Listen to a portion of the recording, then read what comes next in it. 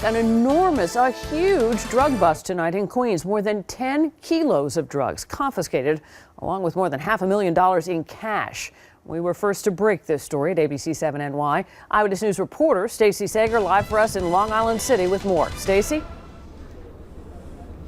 Well, Diana, this luxury high-rise on 51st Avenue is ironically called the Powerhouse. And this drug operation, well, it was a powerhouse. The alleged ringleader lived here. But it's how authorities tracked him, actually backtracking through deadly fentanyl overdoses.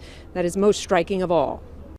It's terrible. It's just a tragedy. A tragedy and shocking to residents of this luxury high-rise here in Long Island City that living right under their noses an alleged drug kingpin. Authorities say he had a loaded firearm inside his fifth-floor apartment, his Lamborghini in the garage, along with $500,000 in cash, the alleged profits from his deadly drug distributing operation.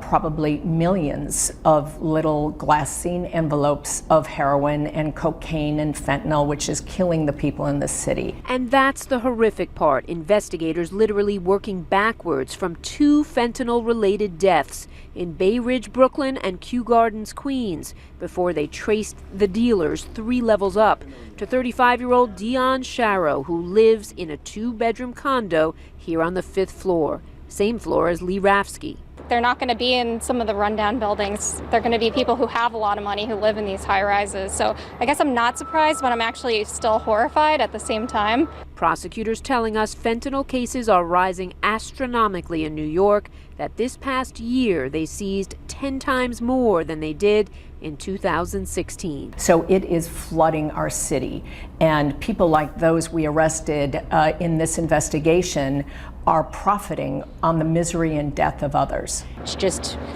a word to the wise to always just be careful, because you never know. Now, investigators raided Sharrow's apartment here last night. They also raided 3 other locations, including his alleged stash house in Bath Beach, Brooklyn, where they found drugs and money strewn all over the place. Sharrow and 3 other alleged distributors now being held without bail.